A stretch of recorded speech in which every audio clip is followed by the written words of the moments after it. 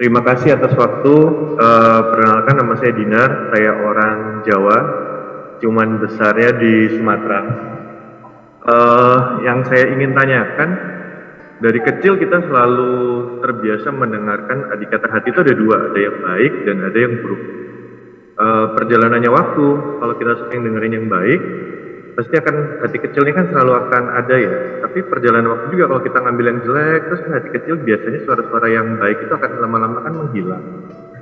Kemudian pertanyaan saya, bagaimana cara memanggil atau lebih bisa mendengarkan hati yang kecil? Kan sepengetahuan saya ketika hati kecil itu semakin hilang suaranya, kadang-kadang kita hanya mendengarkan satu hati aja ya, hanya yang biasanya yang itu tidak baik, dan hati kecil itu lama-lama kan tidak terdengar. Nah, itu bagaimana cara memanggil atau membiasakan sehingga kita bisa mendengar dua suara di dalam hati kita, bahwa bisa memilih mana yang baik dan mana yang buruk. Baik. Terima kasih. Iya. Jadi kesalahan awal adalah strategi pendidikan yang kita implementasikan baik di sekolah-sekolah formal maupun sekolah non formal. Yang dimaksudkan non formal adalah pendidikan rumah tangga dan pendidikan yang terjadi di masyarakat. Memang dari sejak dulu, dan saya juga termasuk anak bangsa ini yang mengalami menjadi anak didik juga, lebih banyak fokus pada hal-hal yang sifatnya kognitif, tidak pernah menyentuh kepada psikomotorik, sehingga anak itu pandai menghitung, pandai menghafal, tetapi dalam kehidupan dia tidak bisa membedakan mana yang baik dan mana yang buruk, dan tidak punya kemampuan untuk memilih, tidak mampu mengetahui mana yang baik mana yang buruk, dan juga tidak punya kemampuan untuk menentukan pilihannya mana yang baik. Karena nilai-nilai kognitif itulah yang masuk dalam pikiran kita. Kita didresur di sekolah itu untuk hafal, bukan untuk meningkatkan daya menalar. Ini teguran saya dengan kepada teman-teman sesama guru kita semacam itu. Di dalam kelas juga guru tidak lebih sebagai orator, dan siswa hanya diperkenankan sebagai pendengar. Tidak terjadi dialog. Iya, semuanya hanya monoton semacam itu. Itulah akibatnya anak-anak kita dapat selembar kertas sarjana, tapi daya menalarnya masih diragukan. Termasuk Anda. Perlu tanyakan. Jadi pada akhirnya ketika istilahnya tadi apa, hati kecil ya, ya hati kecil. Kalau saya istilahnya itu ya apa ya, ya begini. Jadi bagaimana supaya kita cerdas, bisa menentukan pilihan mana yang baik, mana yang buruk, mana yang bermanfaat, mana yang berbahaya. Iya.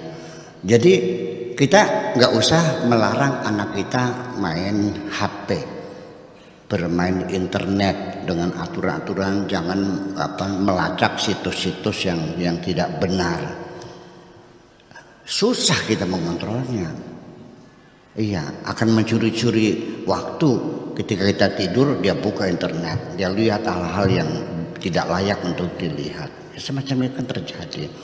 Bagaimana kita menanamkan kepada anak-anak kita kemampuan daya menalar, dia sendiri yang menentukan mana yang bermanfaat untuk dirimu, mana yang berbahaya untuk dirimu. Itu kecerdasan semacam itu. Nanti kecerdasan juga ada intelligent question, ada emotional question, ada spiritual question. Nah, spiritual question ini kan S3 kan gitu. Kalau emotional question itu S2, kalau intellectual emotion itu adalah S1-nya. Jadi kalau orang sudah S3 ya sudah, kita nyaman, kita lepaskan aja anak itu, dia akan memilih sendiri. Nah, oleh karena itulah maka kapan kita akan menjadi cerdas adalah ketika kita sudah sering berdialog dengan diri kita sendiri. Karena kecerdasan kita ada di dalam diri kita sendiri. Makanya dalam beberapa madrasah atau padepokan orang-orang sufi itu kan diajarin namanya berkholwat, beruzlah, atau dalam pewayangan bertapa, bersemedi. Nah itu tradisi semacam itu hampir punah di dunia ini. Karena sesungguhnya mengapa kita harus berkholwat? Karena ketika kita itu sendirian, kita baru berdialog dengan diri kita sendiri. Ketika kita dengan banyak teman, ya di tengah kerumunan, kita berdialog dengan orang lain. Nah, dialog yang dibangun dengan orang lain dapat dipastikan tidak ada kejujuran. Ya, yang ada adalah pembelaan, advokasi terhadap diri kita sendiri yang ingin memaksakan pembenaran-pembenaran. Kapan kita jujur? Ketika kita sendirian. Kata Tuhan, apabila engkau berdialog dengan dirimu sendiri, maka sesungguhnya engkau berdialog dengan aku. Ya, karena itu. Kemudian apakah itu hati kecil dan sebagainya? Cuman saya ada dua lembaga dalam diri kita. Lembaga konsultan kita itu dua. Ada hati dan ada akal. Nah, ketika kita menghadapi persoalan-persoalan di dunia dan kita sulit untuk menentukannya, kita berkonsultasi dengan akal kita. Nah, ketika akal yang kita tanyakan sebagai konsultan, ketahuilah bahwa akal kita hanya memberikan advokasi pembenaran-pembenaran. Dan tidak mungkin akal kita mengakui kesalahan-kesalahan dan kelemahan-kelemahan kita. Ya, jadi yang mampu memberikan penjelasan, memberikan bimbingan kepada kebenaran dengan secara jujur adalah hati kita. Karena hati kita tidak pernah berbohong. Maka dabal fuadu maro'a, hati kita tidak bohong. Jadi supaya kita itu cerdas, ya seperti dengan itu, hati kecil dari ya, yang sering-sering kita berkonsultasi bukan dengan logika, tapi dengan hati kita dalam perenungan, dalam tafakur, ya. Makanya beberapa agama di dunia semua itu juga punya ajaran-ajaran pertapaan semacam itu, semua ada. Berkholwat, menyendiri dalam kamar, ya, berdialog sendiri dan semacam itu. Sebab nanti pada akhirnya suatu ketika bukan hanya apa yang kita tanyakan mana yang baik, kadang-kadang di luar pertanyaan kita itu juga dengan kejernihan hati kita mendapatkan intuisi yang luar biasa. Bukan hanya baik dan buruk, tapi kita diberi arahan untuk melakukan hal-hal yang hebat.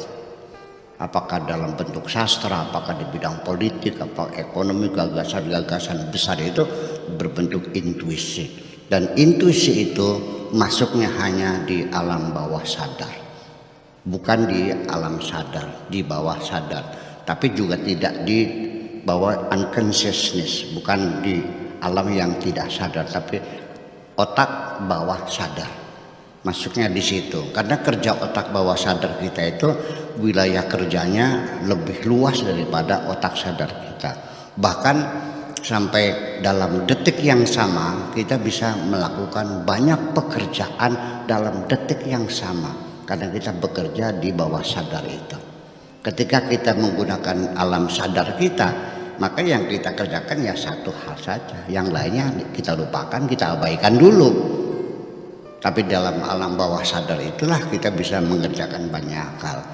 Saya dulu ketika berceramah kemanapun, maupun ke Palembang, ke Jogja, ke Surabaya, saya nyetir mobil sendiri kok dulu. Baru 3-4 tahun yang terakhir ini ya saya memakai sopir. Saya lebih suka berkendara sendiri. Nah, ketika saya sedang mengendarai mobil, dalam saat yang sama mata saya selalu melihat spion kanan kiri, spion di atas melihat. melihat ke depan orang yang nyabrang, ada mobil mengerem, ada mobil mau nyalip, kita dalam kaki kita juga siap gas, siap rem, siap kopling dan sebagainya, itu bekerja. Tetapi dalam hal saat yang sama saya juga menikmati rokok gudang garam yang saya hisap itu sambil menikmatinya. Dua.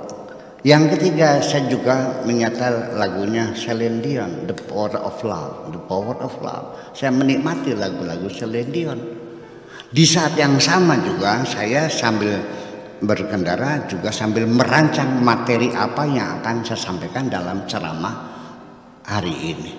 Bayangkan itu bisa, itu karena ada di bawah sadar itu. Jadi saya kira untuk supaya kita banyak cerdas, yang meningkatkan kecerdasan kita dari intelligent question kepada emotional question, akhirnya kepada spiritual question, yaitu yang seringlah kita berdialog dengan diri kita sendiri. Karena kita berdialog dengan diri sendiri, di situ saya menjamin ada kejujuran. Terima kasih.